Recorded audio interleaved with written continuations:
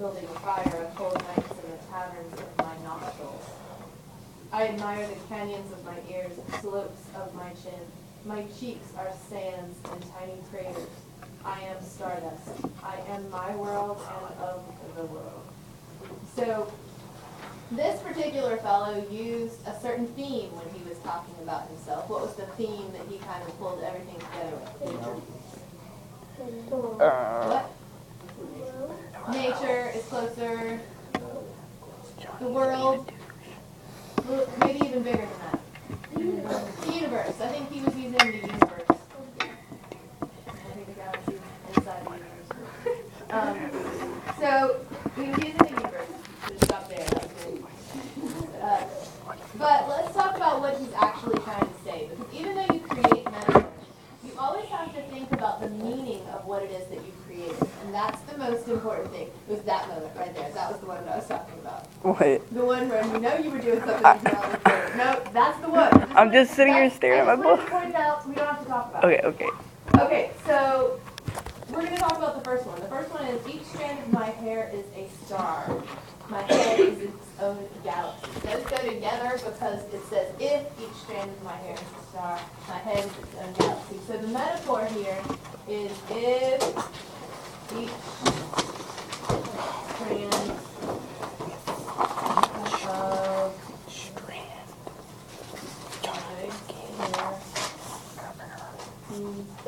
a star, and you can write this on the paper, or you can write this right on the poem, so that you don't have to write everything out. Like you can just write, and then we can staple it into your notebook. Wait, right here? And if you want to rewrite it, you can. Right here? And is its own galaxy. Okay, so if each strand of my hair is a star, my head is its own galaxy. Does anybody know anything about planets or the universe and stuff like They all revolve around the sun. Everything does revolve around the sun. That's true. What is the relationship to stars and galaxies? Does anybody know? They're big. Sorry, Justin. What?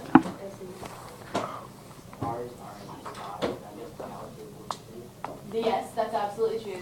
Galaxies are in the sky as well. Yes, that's true. Galaxies are made up of stars. It's a system. Okay, so if we go with the one that I understand the best is the galaxy. Stars make up a galaxy. The galaxy is made up of stars. So what we've said here is each hair on my head belongs in the same galaxy. So like, just like stars make up a galaxy, hairs make up this guy's head. Does that make sense? Yes. So if a galaxy is made up of stars, my head is made up of a bunch of hair. Yeah. Does that make sense? The top of it is. How did we have to figure that out? Like, what did I do to make sure that we understood that, Colby? You have the word hair. You said like. I know, you said How did I go about finding the relationship between, to figure out what it was that he was trying to say about his hair? What did we do? Used the stars in the galaxy were like the hair on his head. We figured out the relationship between stars and galaxies, right? Yes. And then we had to figure out how hair and a head are somehow related too. And so what we ended up deciding was maybe that stars make up galaxies, and hair makes up his head.